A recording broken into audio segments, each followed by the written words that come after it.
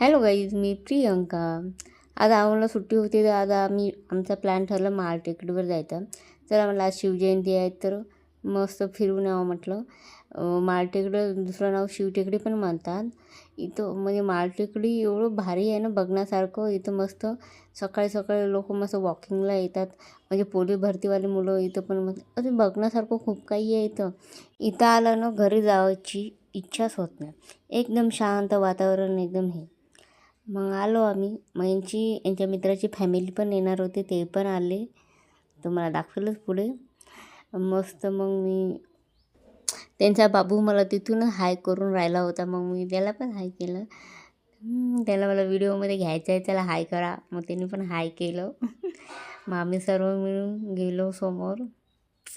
इतकं छान आहे ना वातावरण इथलं. असं सगळीकडे झाडं झाडं हिरवेगार एकदम छान. म्हणजे असं घरी जायची बिलकुल इच्छा नाही होत, इतकं छान शांत वातावरण. आणि इथं मस्त शिवाजी महाराजाचा पुतळा आहे. प्रत्येक ठिकाणी शिवाजी महाराजाची पूर्ण महाराजाची माहिती लिहून आहे सगळीकडे. म्हणजे जन्म कसा झाला कसं नाही, प्रत्येक ठिकाणी भिंतीवर असं लिहून आहे. मग हे आहे महाराजाची मावळी.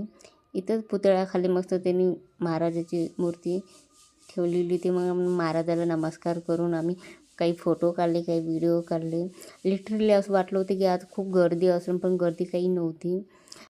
बाजूच्या साईडला मस्तपैकी बसण्यासाठी जागा पण होती. आम्ही मग थोडा वेळ फोटो वगैरे काढले.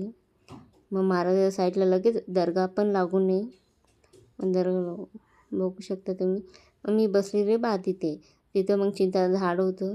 चिंचाच्या झाडाला फक्त चिंच खूप वरती होते. एक दिसलं तर मला ते हिरवत निघालं. काय मग पुढे निघालो.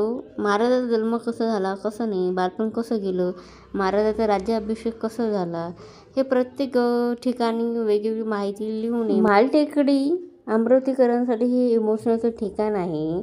कारण इथं खूप जणांच्या लहानपणीच्या छोट्या मोठ्या आठवणी जडलेल्या आहे. तसंच पोलीस भरती करणाऱ्या मुलांच्या सुद्धा पण आठवणी खूप साऱ्या असतील. असा होता मग आजचा दिवस. कसा वाटला माझा हा व्हिडिओ? आवडला असेल प्लीज लाईक आणि फॉलो नक्की करा. भेट मग पुन्हा पुढच्या ब्लॉगमध्ये. बाय.